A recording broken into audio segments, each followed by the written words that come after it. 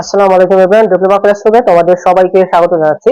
আজকের ভিডিওতে আমরা দেখব যে ডিপ্লোমা ইন ইঞ্জিনিয়ারিং এর সর্বশেষ আপডেট অনুসারে কোন কোন সাবজেক্টের আসলে সিলেবাস পুনর্বিন্যাস হয়েছে এবং সেখানে কি কি আসলে যুক্ত হয়েছে এবং কি কি বাদ হয়েছে। ঠিক আছে, তো এখানে দেখো যে 6টা subject, math 1, math 2, math 3, physics 1, physics 2 এবং কেমিস্ট্রি, এই 6টা সাবজেক্টের কিন্তু সিলেবাস পুনর্বিন্যাস করা হয়েছে। ঠিক আছে, তো প্রথমত আমরা দেখি ম্যাথ 1 এ কি হচ্ছে। দেখো, ম্যাথ 1 এ 12 নম্বর এবং 15 নম্বর যে অধ্যায় আছে, এই দুইটা অধ্যায় কিন্তু বাদ দেওয়া হয়েছে মানে এটা পরবর্তীতে অন্যান্য যে ম্যাথ 2 এবং ম্যাথ 3 এইগুলোর মধ্যে সংযুক্ত করা হয়েছে। ঠিক আছে, তো ম্যাথ 1 যাদের আছে তারা মনে রাখবা যে 12 নম্বর অধ্যায় এবং 15 নম্বর অধ্যায়, এই দুইটা অধ্যায় কিন্তু এখন আর পড়া লাগবে না, কারণ নতুন সিলেবাসে কিন্তু এই দুইটা অধ্যায় নাই। ঠিক আছে, এরপর দেখো যে ম্যাথ 2 থেকে 1 নম্বর অধ্যায়, 2 নম্বর অধ্যায় এবং 3 নম্বর অধ্যায়, এই তিনটা অধ্যায় কিন্তু বাদ দেওয়া হয়েছে এবং এর পরিবর্তে ম্যাথ 1 এর 12 নম্বর অধ্যায়টা কিন্তু ম্যাথ 2 তে যুক্ত করা হয়েছে। ঠিক আছে, তাহলে ম্যাথ 1 এর যে 12 নম্বর অধ্যায়টা, এই 12 নম্বর অধ্যায়টা কি করা হয়েছে, ম্যাথ 2 তে কিন্তু সংযুক্ত করা হয়েছে।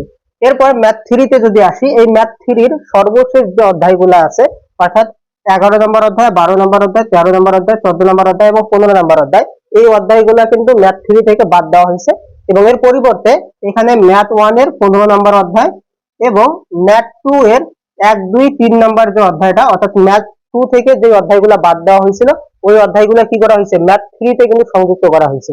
তো এই জিনিসগুলোর কিন্তু পুনর্বিন্যাস ঘটানো হয়েছে ম্যাথ 1, 2, 3 এর মধ্যে, অর্থাৎ আগে যেভাবে আসলে সাজানো ছিল সেইগুলাকে একটু চেঞ্জ করে দিয়েছে, মানে ম্যাথ 1 এরটা ম্যাথ 2 তে দিয়েছে, ম্যাথ 3 তে দিয়েছে, এরকম করে দিয়েছে। ঠিক আছে, আচ্ছা, এই হচ্ছে ম্যাথ 1, 2, 3 এর ক্ষেত্রে।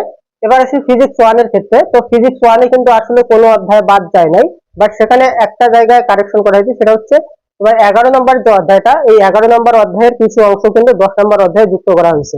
তার মানে 10 এবং 11 এই দুইটা অধ্যায় মিলে কিন্তু একটা অধ্যায়ে কনভার্ট করা হয়েছে। ঠিক আছে, তো এই হচ্ছে ফিজিক্স এর ক্ষেত্রে। এরপর ফিজিক্স 1 এর ক্ষেত্রে ফিজিক্স 2 এ যেটা করা হয়েছে, ফিজিক্স 2 থেকে 4 নম্বর অধ্যায়টা কিন্তু পুরোপুরি বাদ দেওয়া হয়েছে। তাহলে ফিজিক্স 2 থেকে কি করা হয়েছে, 4 নম্বর অধ্যায়টা বাদ দেওয়া হয়েছে, এর পরিবর্তে আসলে কোনো কিছু সংযুক্ত করা হয় নাই। এরপর কেমিস্ট্রিতে যেটা হয়েছে, কেমিস্ট্রিতেও কিন্তু 15 নম্বর অধ্যায়টা বাদ দেওয়া হয়েছে, এর পরিবর্তে আসলে কোনো কিছু যুক্ত করা হয় নাই। তো এবার যারা পরীক্ষা দিবা, এবারে যারা রানিং সেমিস্টারে আছে তাদের ক্ষেত্রেও এটা, এবং যারা পরবর্তীতে আসলে পরীক্ষা দিবা তাদের ক্ষেত্রেও কিন্তু এই সিলেবাস পুনর্বহাল থাকবে, যতক্ষণ না বোর্ড আরো নতুন কোনো সিলেবাস পুনর্বিন্যাস করে। ঠিক আছে, তো এখন পর্যন্ত আপডেট অনুযায়ী ফিজিক্স 1, ফিজিক্স 2, কেমিস্ট্রি, ম্যাথ 1, 2, 3 এইগুলার সিলেবাস কিন্তু এরকম থাকবে। তো আশা করি যে তোমরা সবাই যে এই সিলেবাসের পুনর্বিন্যাস এই বিষয়টা বুঝছো। এরপরে আমরা আরো অন্যান্য যে বিষয়গুলো আছে সেগুলো নিয়ে আলোচনা করব। ধন্যবাদ সবাইকে।